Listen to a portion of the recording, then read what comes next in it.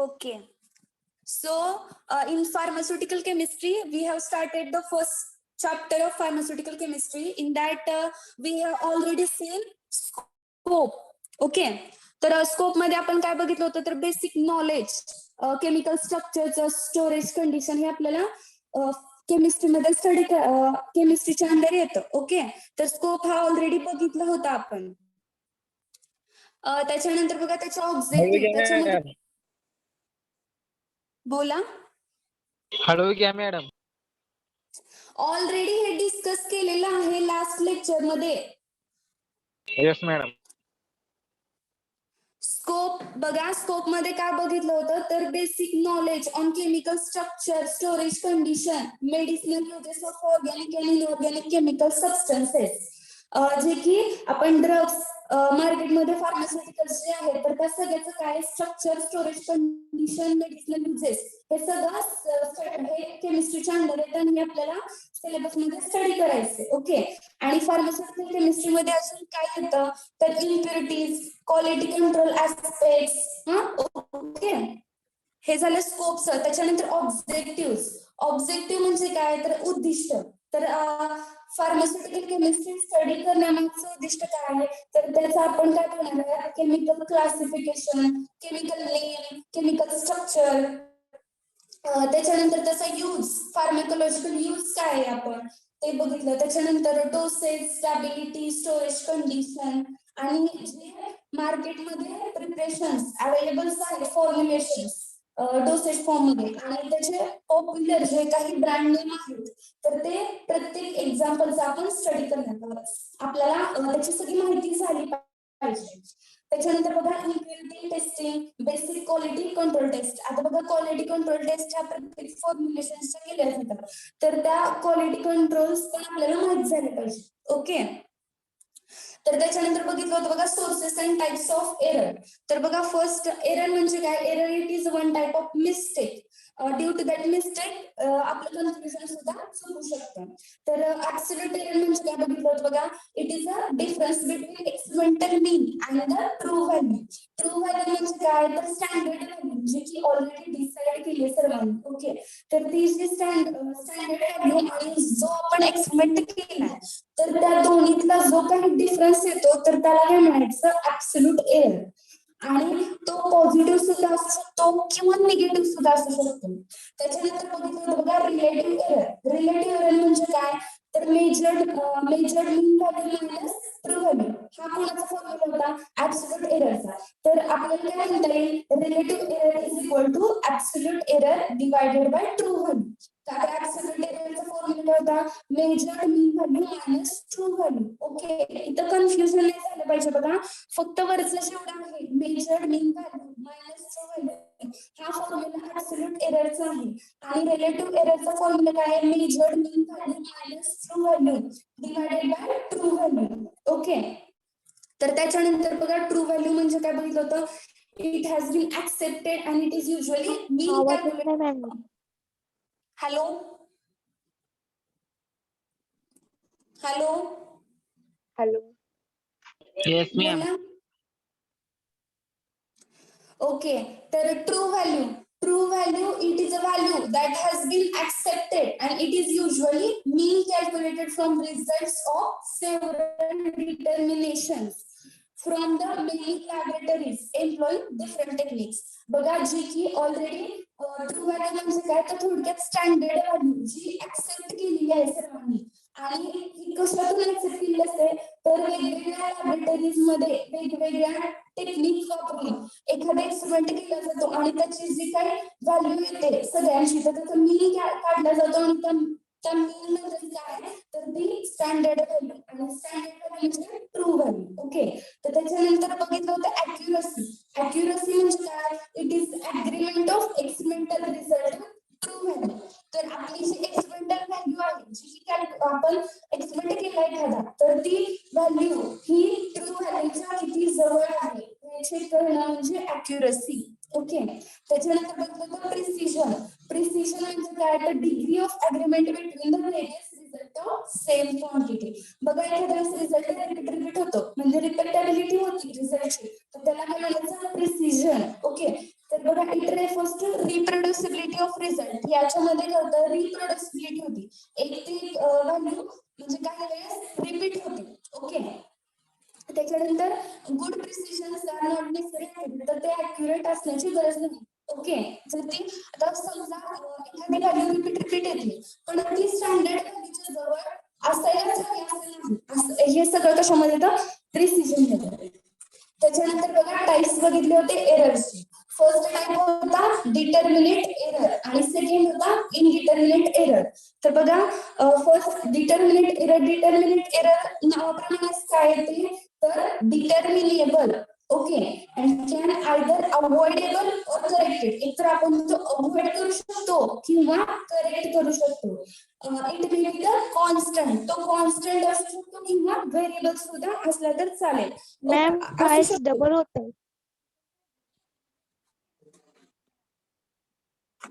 Hello ma'am.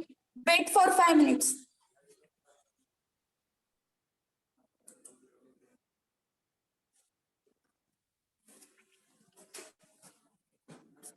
आता बघा, आता येतोय का आवाज? Yes ma'am. आता यस येत मॅम. Yes ma'am. बघा डिटर्मिनेट एरर हे काय तर determinable. Okay. And it can be either avoidable और द करेक्टेड. तर ते आपण अवॉइड करू शकतो किंवा करेक्ट करू शकतो. दे मे बी द कॉन्स्टंट और द व्हेरिएबल. ते कॉन्स्टंट सुद्धा असू शकतात किंवा व्हेरिएबल. तर बघा त्या डिटर्मिनेट एरर मध्ये अजून 3 टाइप्स आहेत. 3 टाइपचे एरर असतात. फर्स्ट आहे तो इन्स्ट्रुमेंटल एरर, सेकंड आहे ऑपरेटिव्ह एरर आणि थर्ड आहे एरर्स ऑफ द मेथड. त्याच्यानंतर बघा इन्स्ट्रुमेंटल एरर आपण बघितला होता, जो की ज्यावेळेस मॅन्युफॅक्चरर जो आहे तो मॅन्युफॅक्चरिंग करत असतो एखाद्या इन्स्ट्रुमेंटचं, तर त्यावेळी त्याच्याकडून त्यावेळेस ते टेम्परेचर चेंज असतं. तर त्यावेळेस तो एरर त्यावेळेस जे काही स्केल त्याच्यावर केलेले असतात. आता बघा फॉर एक्झाम्पल कोनिकल फ्लास्क वगैरे, तर त्यावेळेस त्यामध्ये एखादं सबस्टन्स किंवा लिक्विड चेक केलं जातं भरून आणि त्याच्यानुसार स्केल ठरवली जाते. तर ती स्केल त्यावेळेस टेम्परेचर चेंज असल्यामुळे आणि आता जो आपण प्रॅक्टिकल करतोय तर त्यावेळेस टेम्परेचर चेंज असल्यामुळे त्याच्यामध्ये एरर येतो. ओके. तर ती स्केलच चुकली तर इकडे आपण मेजर करताना ती आपल्याकडनं मेजर करताना पण चुकणार. ओके. तर हा झाला इन्स्ट्रुमेंटल एरर. त्याच्यानंतर बघितलं होतं बघा ऑपरेटिव्ह एरर. ऑपरेटिव्ह एरर मध्ये काय होतं तर याच्यामध्ये मेनली पर्सनल एरर्स येतात. आता पर्सनल एरर्स आपण रिड्यूस कसं करू शकतो तर एक्सपिरियन्सनी ते रिड्यूस करू शकतो. आता बघा प्रत्येकाची हाताळण्याची वेगवेगळी पद्धत असते एखादा इन्स्ट्रुमेंट किंवा एखादा ॲपॅरेटस, तर त्याच्यामुळे हे एरर्स मिनिमाइज करू शकतो आपण. ओके. तर बघा जेव्हा in case analyst in physical manipulations involved operations in which the errors may occurs include. बघा कधी येतात हे एरर्स तर ट्रान्सफर ऑफ सोल्युशन्स. जेव्हा आपण एखादा सोल्युशन ट्रान्सफर करत असतो एका ॲपॅरेट किंवा एका वेसल मधून दुसऱ्या वेसल मध्ये, तर त्यावेळेस आपण ते केअरफुली करतो किंवा एखादं केअरलेस असतं, तर त्यावेळेस ते केअरफुली झालं तर ठीक, नाही तर ते व्यवस्थित नाही ट्रान्सफर झालं, काही ड्रॉप्स हे सांडले तर त्यावेळेस काय होतं तर एरर येऊ शकतो. त्याच्यानंतर बघा ड्राइंग ऑफ सॅम्पल. तर काही काही वेळेस ड्रॉइंग होत नाही व्यवस्थित. पावडर फॉर्म मध्ये बघा एखादा करायचा असतो सॅम्पल, तर त्यावेळेस ते ड्रॉइंग होत नाही, तर त्याच्यामुळे सुद्धा ते एरर येऊ शकतो. आणि फिजिकल डिसॅबिलिटीज. आता बघा फिजिकल डिसॅबिलिटीज असते काही लोकांमध्ये, त्याच्यामध्ये काय तर फॉर एक्झाम्पल कलर ब्लाइंडनेस. आता फॉर एक्झाम्पल एखाद्या पर्सनला कलर ब्लाइंडनेस आहे. कलर ब्लाइंडनेस म्हणजे काय तर ते कलर्स जे आहे ते इझिली नॉर्मल पर्सन सारखे डिटेक्ट करू शकत नाहीत. तर त्या ह्याच्यामुळे तर कलर ब्लाइंडनेस असतो एखाद्या पर्सनला, त्याच्यामुळे तो कलर डिटेक्ट करू शकत नाही व्यवस्थित आणि त्याच्यामुळे एरर येऊ शकतो. तर फॉर एक्झाम्पल बघा आपण पीएच चेक करताना कलर्स असतो, तर ते कलर जर त्याने व्यवस्थित सोल्युशनचा डिटेक्ट नाही केला तर आपला रिझल्ट पूर्णपणे चुकणार आहे. ओके. तर हा झाला ऑपरेटिव्ह एरर. तर बघा आता ह्याच्यानंतर एरर्स इथपर्यंत आपण लास्ट लेक्चरला बघितलं होतं. तर आज आपण काय बघणार आहोत errors of the method. Okay. तर बघा errors of the method, these are most serious errors of an analyst. हा काय तर मोस्ट सिरियस एरर आहे का तर एरर्स ऑफ मेथड मध्येच हा एरर आहे. त्याच्यामुळे most of the errors can be minimised और करेक्टेड. तर काही एरर्स आपण ह्याच्यामध्ये सुद्धा मिनिमाइज करू शकतो किंवा करेक्ट करू शकतो. But the errors hello that are ma'am, inherit voice तुमचा नीट येत नाहीये. ब्रेक होतोय का? ब्रेक नाही होत. मग काय होतंय? असं वाटतं तुम्ही लय मोठ्याने बोलताय. ओके बघा मोस्ट ऑफ एक शब्द कानावर बोलायचं एक शब्द कानावर पडायच्या आधी दुसरा शब्द होत. ओके फास्ट होतंय का?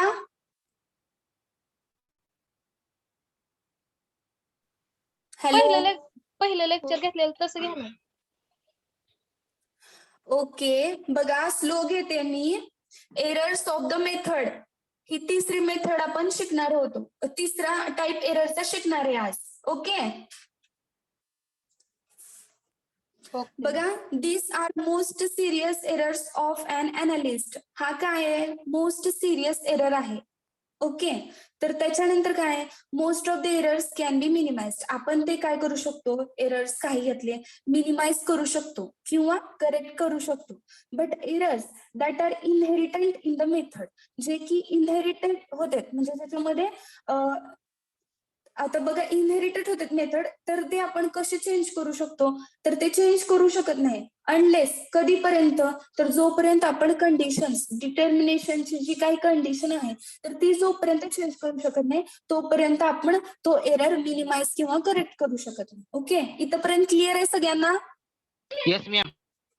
Yes ma'am. Yes ma'am. Okay तर बघा इथे एक्झाम्पल दिले जेल्डहल्स मेथड. ओके तर जेल्डहल्स मेथड मध्ये काय होतं तर आपण डिटर्मिनेशन करतो नायट्रोजनचं. हा तर जेव्हा डिटर्मिनेशन ऑफ नायट्रोजन होत असतं तेव्हा मे नॉट गिव्ह ह्या मेथडमध्ये may not give the consistent result. तर कन्सिस्टन्स म्हणजे काय? एक ते एक रिझल्ट सेम. ओके तर तो रिझल्ट देत नाही. तर का होतं असं? Because some organic nitrogen compounds the digestion with concentrated sulphuric acid. हा तर ते जेव्हा काही नायट्रोजन ऑर्गॅनिक नायट्रोजन कंपाऊंड्स असतात तर ते कॉन्सन्ट्रेटेड सल्फ्युरिक ऍसिड सोबत जेव्हा ट्रीट होतात किंवा त्याच्यासोबत रिॲक्शन होते तर मे नॉट कम्प्लिटली कन्वर्ट. तर बघा रिंग नायट्रोजनचं कन्व्हर्शन अमोनियम सल्फेट मध्ये होत नाही त्यावेळेस कम्प्लिटली पूर्णपणे ते कन्व्हर्जन होत नाही. तर हे कोणत्या केसमध्ये होतं? तर पायरिडिन कंपाऊंड्स मध्ये. तर आणि त्याच्यामुळे काय होतं तर in which the result of nitrogen determination त्याच्यामुळे काय तर नायट्रोजनचं डिटर्मिनेशन जे काही आहे तर ते लो होतं. का तर ते कम्प्लिटली कन्व्हर्जन होतच नाही. तर हा झाला मेथडचा एरर. ओके तर एरर्स ऑफ मेथड लक्षात आले का? Yes ma'am. ओके तर सेकंड मेन टाइप होता बघा इनडिटर्मिनेट एरर. तर इनडिटर्मिनेट एररला अजून काय म्हटलं जातं? ऍक्सिडेंटल एरर किंवा रॅन्डम एरर. ओके दोन नाव आहेत बघा इनडिटर्मिनेटला, ऍक्सिडेंटल एरर और द रॅन्डम एरर. तुम्हाला असंही विचारू शकतात व्हॉट इज ऍक्सिडेंटल एरर और the what is random error असं सुद्धा क्वेश्चन येऊ शकतो. ओके तर बघा these are revealed by small differences in successive measurements made by same analyst. तर बघा एखाद्या अनालिस्ट कडून काही वेळेस डिफरन्सेस येतात म्हणजेच एरर येतात. तर हेच त्यांनी सांगितले virtually identical condition same condition मध्ये एखाद्याने रिपीट केला तर त्याच्यामध्ये डिफरन्सेस येतात. Okay errors can not be predicted और डिटरमाइन. जो हा इनडिटर्मिनेट एरर जो आहे तो आपण डिटरमाइन करू शकत नाही, प्रेडिक्ट करू शकत नाही. ओके तर म्हणून त्याला नाव काय? Indeterminate error. तर बघा accidental error will follow the random distribution. तर बघा ऍक्सिडेंटल एरर मध्ये काय होतं तर ते फॉलो काय करतंय तर मॅथमॅटिकल लॉ ऑफ प्रोबॅबिलिटी. तर इथे अप्लाय होतो. रॅन्डम डिस्ट्रीब्युशन होत असल्यामुळे म्हणजे आता बघा कंटिन्युअस चेंज होत असल्यामुळे इथं कुठला लॉ अप्लाय होतो? Mathematical law of probability. Okay तर बघा इथे एक एक्झाम्पल दिलंय. An analyst reads incorrectly the instrument panel reading in a pH meter or the spectrophotometer. He notes down this reading which is used in calculation. Based on this reading, the error is random and each observation is isolated. बघा तर काय होतं एखाद्या वेळेस analyst read जर करायचा चुकला instrument पॅनलवर म्हणजे रीडिंग किंवा पीएच मीटरवरचा किंवा स्पेक्ट्रोफोटोमीटरवरचा. ओके, तर त्यावेळेस ही तो नोट डाऊन करतो रिडिंग, पण ते रिडिंग काय होतंय तर इनकरेक्ट आहे. बेस्ड ऑन द रिडिंग ते काय इनकरेक्ट आहे आणि त्याच्यामुळे एरर काय होणार आहे, रॅन्डम येणार आहे आणि प्रत्येक जे काही ऑब्झर्वेशन आहे तर ते काय होणार, आयसोलेट होणार, वेगवेगळे येणार. ओके, तर हे झालं एक्झाम्पल इनडिटर्मिनेट एररचं.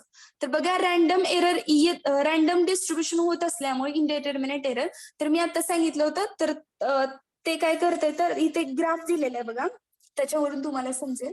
तर ह्याच्यामध्ये एक्स ऍक्सिसला काय दिले, मॅग्नेट्यूड ऑफ डेव्हिएशन आणि वाय ऍक्सिसला काय दिले, फ्रिक्वेन्सी ऑफ डेव्हिएशन म्हणजे एरर किती येणार. ओके, तर बघा काय ह्याला काय म्हणतात, या ग्राफला कर्व ऑफ एरर. बघा या ग्राफचं नाव काय आहे, कर्व ऑफ एरर. त्याच्यामध्ये वाय ऍक्सिसला फ्रिक्वेन्सी ऑफ डेव्हिएशन आहे आणि एक्स ऍक्सिसला मॅग्निट्यूड ऑफ डेव्हिएशन आहे. तर बघा very large errors are unlikely to occurs. तर बघा ह्याच्यामध्ये एरर किती प्रमाणात जास्त दिसतो. ओके, तर हाच पहिला पॉइंट आहे, very large errors are unlikely occurs. आणि अजून काय दिसतंय, smaller errors occurs with greater frequency than the larger error. तर बघा स्मॉल एरर आहे त्यावेळेस काय फ्रिक्वेन्सी जास्त आहे. ओके, फ्रिक्वेन्सी जास्त आहे तेव्हा काय स्मॉल एरर आहे. ओके, आणि लास्ट पण काय, the errors on positive and negative side take place with equal probability. आता बघा एक्स आणि मध्ये जे काही मॅग्निट्यूड ऑफ डेव्हिएशन 0 इथं राहिलंय, तर तिथलं निगेटिव्ह एक्स आहे आणि 0 जे असतं तर त्या दोन्हीला जो डिस्टन्स आहे आणि इकडचा डिस्टन्स आहे 0 to +x हा काय सेम आहे. त्याच्यामुळे काय म्हणलंय, errors on positive and negative side takes place with equal probability. तर त्या दोन्ही प्रोबॅबिलिटी काय आहे तर सेम. ओके, तर इथपर्यंत क्लिअर झाले का, ग्राफ समजलाय का सगळ्यांना? हो, नाही मॅम. डबल सांगा की एकदा. रिपीट करा मॅम. ओके, तर बघा या ग्राफला काय नाव आहे, कर्व ऑफ एरर. ओके, हा इनडिटर्मिनेट एरर मध्ये येतो, म्हणजे हा ग्राफ येतो. ओके, तर याच्यामध्ये काय रॅन्डम डिस्ट्रीब्युशन होत आहे. रॅन्डम डिस्ट्रीब्युशन होत असल्यामुळे हा ग्राफ ह्याच्यामध्ये येतो इनडिटर्मिनेट एरर मध्ये. तर त्याच्यामध्ये बघा वाय ऍक्सिसला काय आहे, फ्रिक्वेन्सी ऑफ डेव्हिएशन आहे आणि एक्स ऍक्सिसला मॅग्निट्यूड ऑफ डेव्हिएशन आहे. तर बघा काय दिसतंय आपल्याला ग्राफ मध्ये, very large errors unlikely to occurs. ह्याच्यामध्ये बघा खूप मोठा एरर्स दिसतोय. ओके, लार्ज एरर दिसतोय. आणि सेकंड काय, smaller error occurs with greater frequency than larger error.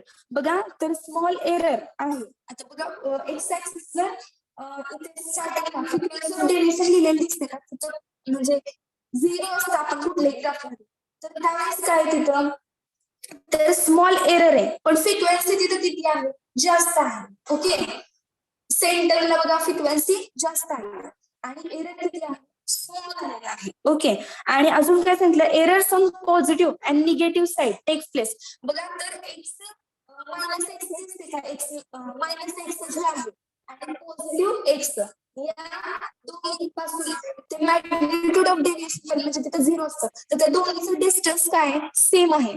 तर काय येते इथं, with equal probability. Okay, 3 point मी परत सांगते, very large errors unlikely to occurs. Second point काय आहे, smaller error occurs with greater frequency than the larger errors. Okay, small error असेल तर greater frequency and the errors on positive and negative side takes place with equal probability. Equal आहे. तर त्याच्यानंतर बघा काही वेळेस अॅक्युरसी आणि प्रिसिजन या दोन्हीतला डिफरन्स सांगा म्हणून तुम्हाला क्वेश्चन येतो. तर त्याच्यासाठी मी स्पेसिफिकली हे पॉइंट्स काढलेले आहेत. तर बघा accuracy is the closeness with true value of the quantity being measured.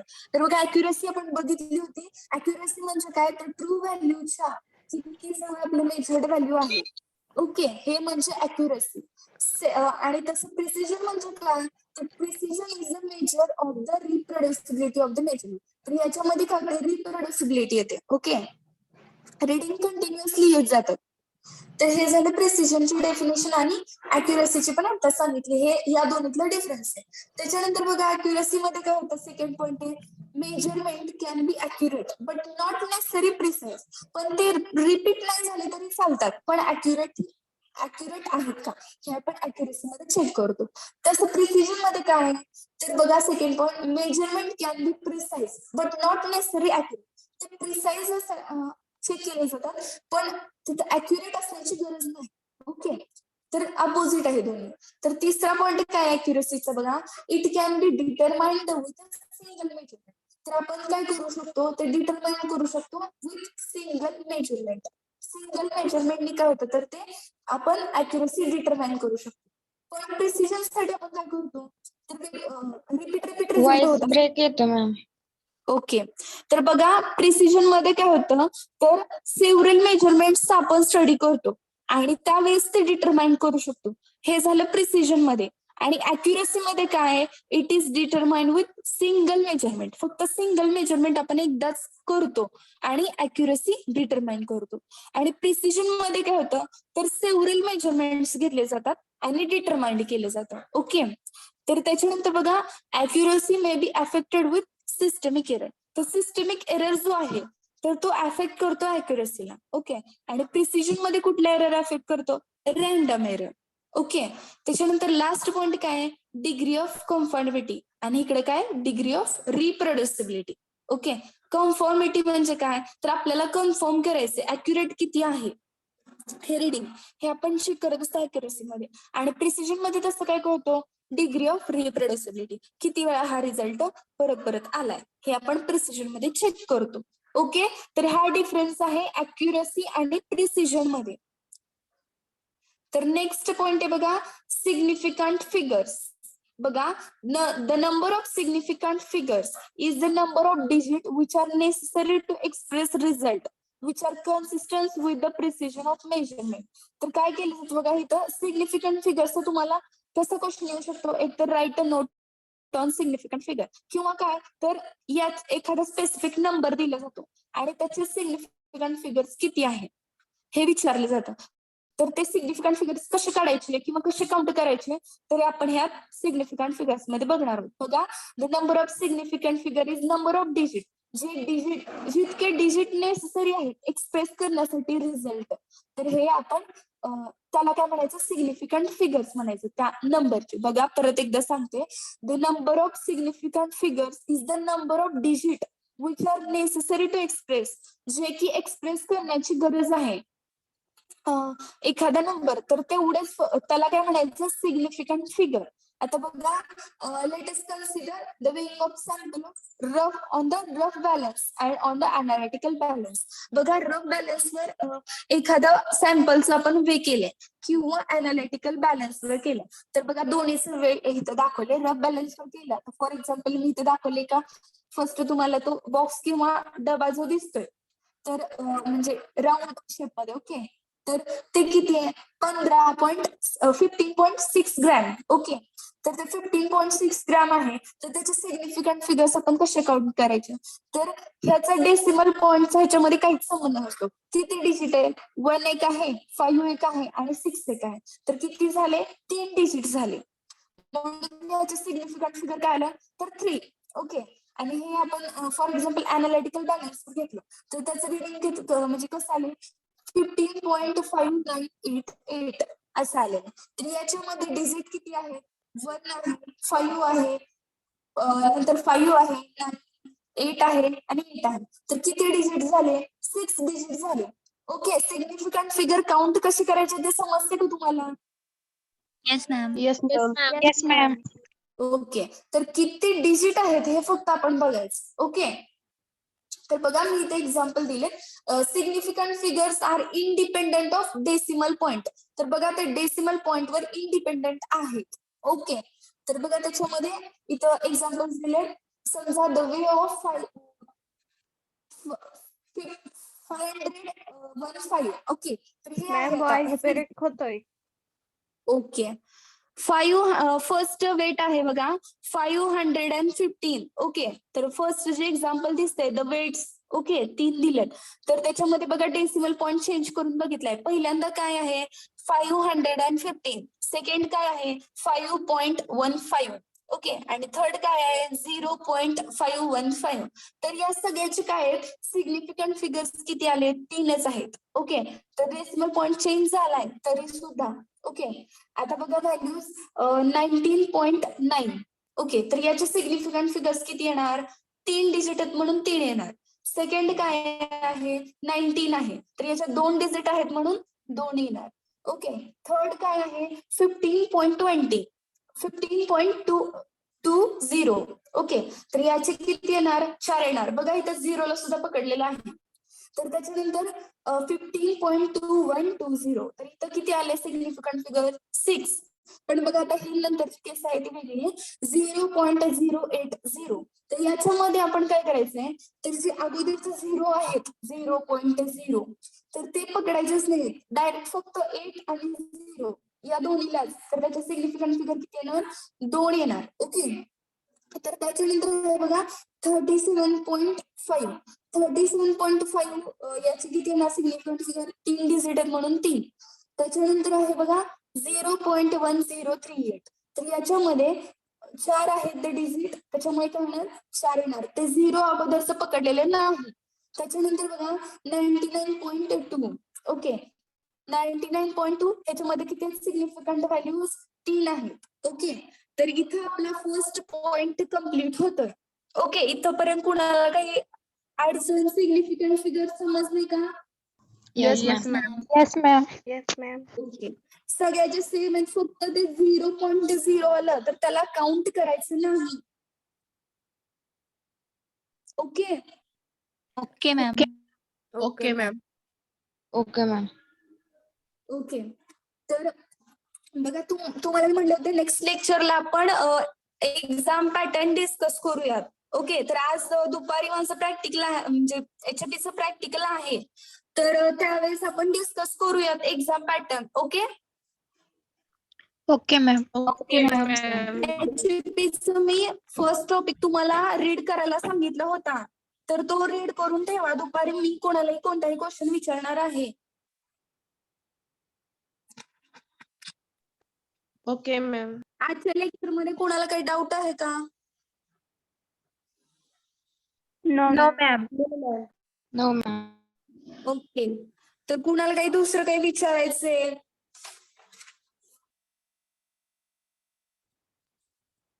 HFT मध्ये सुद्धा तो सेलचा माझ्याकडून शेअर करायचं राहिलीये तुम्हाला PDF. त्याच्यामुळे मी स्ट्रक्चर ऑफ सेलवर तुम्हाला आज काही नाही विचारणार. तर तुम्हाला फर्स्ट टॉपिक आहे आपण ज्यात काही डेफिनेशन्स वगैरे बघितल्या होत्या HFTच्या. ओके, तर ते सगळं तुम्हाला मी आज दुपारी जे काही आफ्टरनूनला आपलं प्रॅक्टिकल असेल तर त्याच्यामध्ये मी तुम्हाला विचारणार आहे, कारण टाइम राहतो शिल्लक. Okay, Okay. Okay, ma'am. Okay, ma'am. हा ठीक आहे.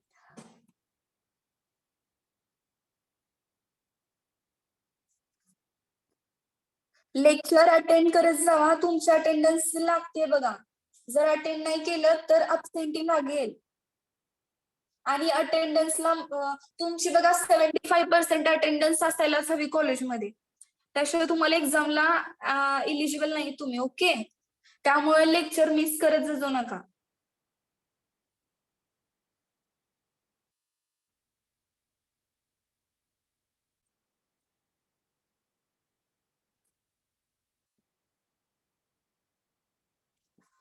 बघा मी आतापर्यंत सांगते केमिस्ट्री मध्ये आपण काय काय बघितलं. Introduction to pharmaceutical chemistry. बघा केमिस्ट्री इझी नाहीये, तुम्ही रोजच्या रोज स्टडी करा. पुढे तर स्ट्रक्चर्स वगैरे सगळं आहे. सिलेबस मध्ये मी तुम्हाला सांगितलं होतं प्रत्येक स्पेसिफिक एक्झाम्पलचा आपल्याला स्टडी करायचं आहे. तर इंट्रोडक्शन बघितलं आपण फार्मास्युटिकल केमिस्ट्रीचं, फक्त तोच पॉइंट आज कम्प्लीट झालाय. नेक्स्ट लेक्चरला आपण ज्या काही लिमिट टेस्ट वगैरे किंवा पुढे लिमिट टेस्टच आहे तुम्हाला स्पेसिफिक क्लोराईडच्या वगैरे आर्सेनिकच्या, तर त्या लिमिट टेस्ट बघूया नेक्स्ट लेक्चर मध्ये. आणि इम्प्युरिटीचं स्टडी करायचंय. इम्प्युरिटी म्हणजे काय, त्याचे सोर्सेस, त्याच्यानंतर बघा त्याचे सोर्सेस, परत इम्प्युरिटीज का इम्पॉर्टंट आहेत, का म्हणजे काय येतात ते पार्टिकल सबस्टन्स मध्ये, तर याचं सगळं आपण नेक्स्ट लेक्चरला स्टडी करूयात. कुणाला काही डाऊट असेल तर यू कॅन आस्क. आतापर्यंत केमिस्ट्रीचं झालेल्या पैकी हो रिव्ह्यू घ्या ना. बघा इंट्रोडक्शन ऑफ फार्मास्युटिकल केमिस्ट्रीचा आपण स्टडी केला. त्याच्यामध्ये काय आहे, स्कोप बघितला. फार्मास्युटिकल केमिस्ट्री म्हणजे त्याच्यामध्ये काय येतं, स्कोपच्या under basic knowledge, chemical structure, storage condition, medicinal uses of organic and inorganic chemical substance used as a drug, जे की आपण ड्रग्स फार्मास्युटिकल्स म्हणून यूज करतो जे केमिकल्स. तर त्याचा सगळा स्ट्रक्चरल स्टडी किंवा त्याचं स्टोरेज कंडिशन, मेडिसिनल युजेस. त्याच्यानंतर फार्मास्युटिकल Voice आवाज केमिस्ट्री मध्ये बघा impurities, quality control aspects of chemical substances, जे की यूज केले जातात फार्मास्युटिकल्स म्हणून. त्याच्यानंतर आहे ऑब्जेक्टिव्ह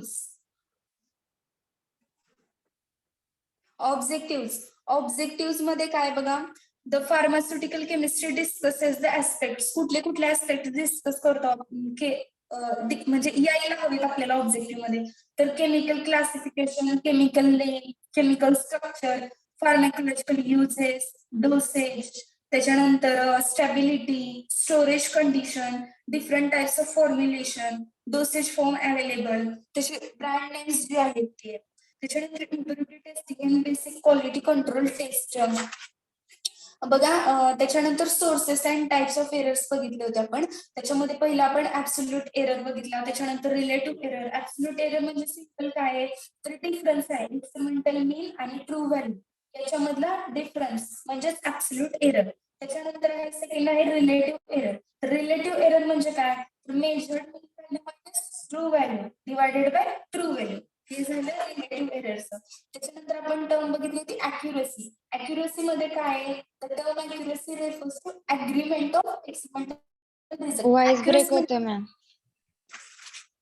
मॅडम तुमच्या तिकडे नेटवर्कचा इश्यू असेल, इथे व्यवस्थित आहे नेटवर्क, आम्ही चेक करत असतो. वॉइस ब्रेक होते खरंच म्हणून. हॅलो हॅलो, आता येतोय का क्लिअर? येतोय मॅडम. येतोय मॅम. बघा अॅक्युरसी म्हणजे काय, तर agreement of experimental result with true value, ही झाली अॅक्युरसीची डेफिनेशन. ट्रू व्हॅल्यू म्हणजे काय, it is a standard value जी की ऍक्सेप्ट केलेली आहे सगळ्यांनी.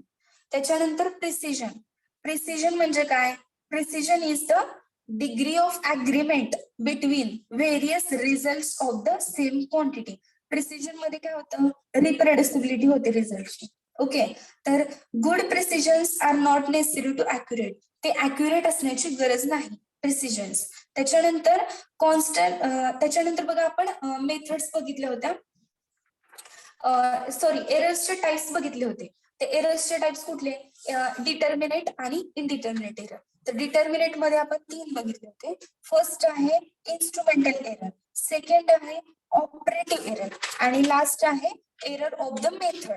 तर बघा इन्स्ट्रुमेंटल एरर कशामुळे होतं, तर manufacture of the instrument generally provides the tablet the reliability of the result in respective ranges. तर त्याच्यामध्ये काय होतं, तर मॅन्युफॅक्चरिंग करून ते जेव्हा एखाद्या ॲपॅरेटसवर जेव्हा स्केल जे काही हे करताना स्केल डिटरमाइन करताना त्यावेळेस जी मिस्टेक झाली त्यामुळे आपल्या एक्सपेरिमेंट मध्ये एरर येतो. तर त्याला म्हणजे इन्स्ट्रुमेंट मध्येच एरर झालेला असेल तर त्यामुळे आपला रिझल्ट चुकणार आहे, तर त्याला काय म्हणायचं, इन्स्ट्रुमेंटल एरर.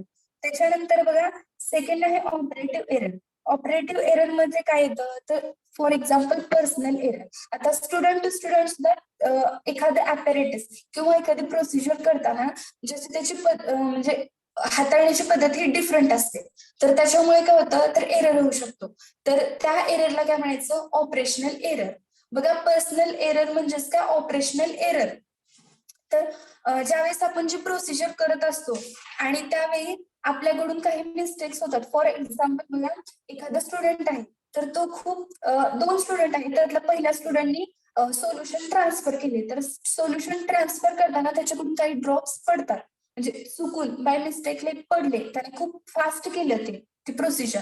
तर त्यावेळेस ते ड्रॉप्स खाली सांडल्यामुळे त्याच्यामध्ये क्वांटिटी कमी झाली आणि क्वांटिटी कमी झाल्यामुळे काय होणार, तर पुढचा जो काही एक्सपेरिमेंट आहे तर त्याच्यामध्ये एरर दिसणार. आणि जो की सेकंड आहे स्टुडंट, त्याने काय केलं, तर तो खूप केअरफुली केलं. तर केअरफुली केल्यानंतर काय होणार, त्याच्याकडून त्याचा रिझल्ट पण करेक्ट येणार.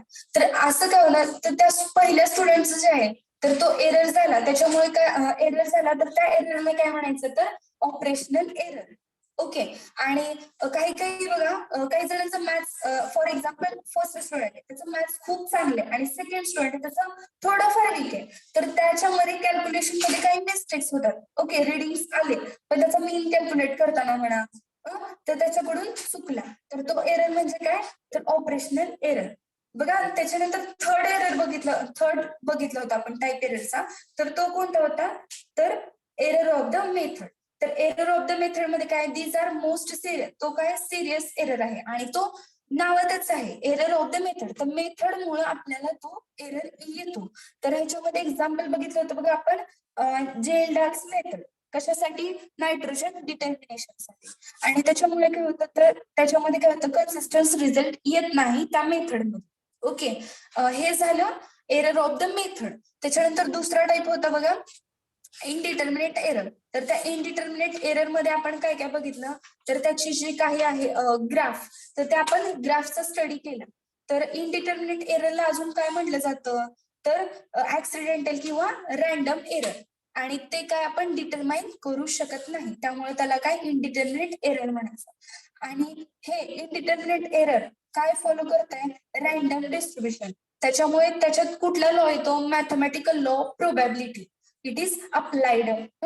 ओके, तर त्याच्यामध्ये आपण ग्राफ बघितला होता, वाय ऍक्सिसला फ्रिक्वेन्सी ऑफ डेव्हिएशन आणि एक्स ऍक्सिसला मॅग्निट्यूड ऑफ डेव्हिएशन होतं. आणि त्याच्यामध्ये 3 पॉइंट इम्पॉर्टंट होते, smaller error occurs with greater frequency than the larger error. Smaller error, हा बघा एक पॉइंट होता, स्मॉलर एरर ऑकर्स विथ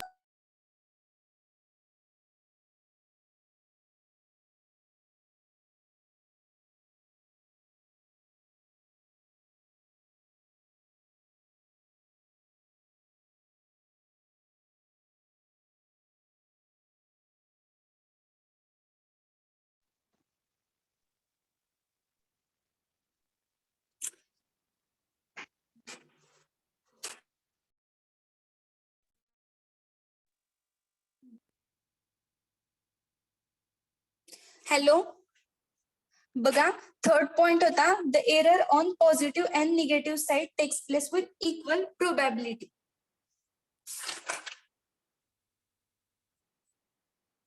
बघा लास्ट पॉइंट होता सिग्निफिकंट फिगर. हॅलो, आवाज येतो का? Yes ma'am. Yes ma'am. Yes ma'am.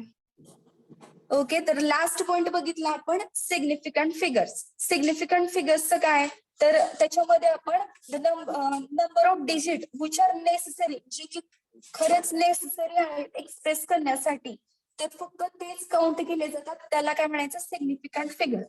बघा आपण त्यात एक्झाम्पल बघितलं होतं, रफ बॅलन्स आणि अनालिटिकल बॅलन्स. तर ते रफ बॅलन्स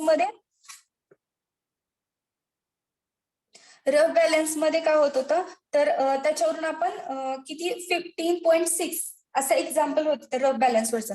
तर त्याचे सिग्निफिकंट फिगर्स आपण काउंट केले होते, किती झाले, 1 8 5 2 आणि 6 3, असे म्हणून 3 सिग्निफिकंट फिगर्स.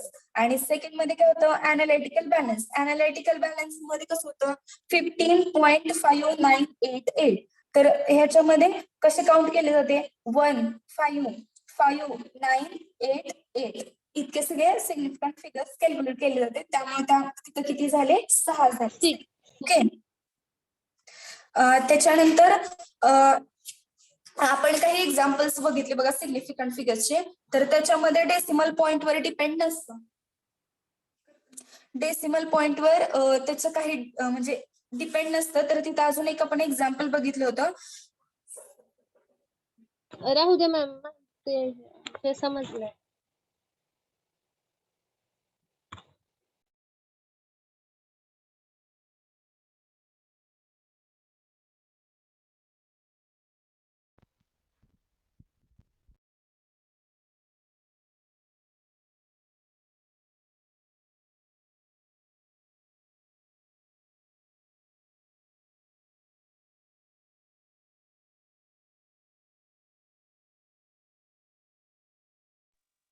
Okay.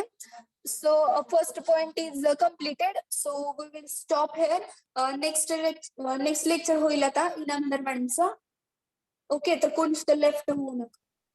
मॅम बोला. मॅम गुगल क्लासरूम वर तुम्ही नोट्स शेअर करा की दोन्ही पण हा, सब्जेक्ट. गुगल क्लासरूम आज तुम्हाला कोड मिळेल. हा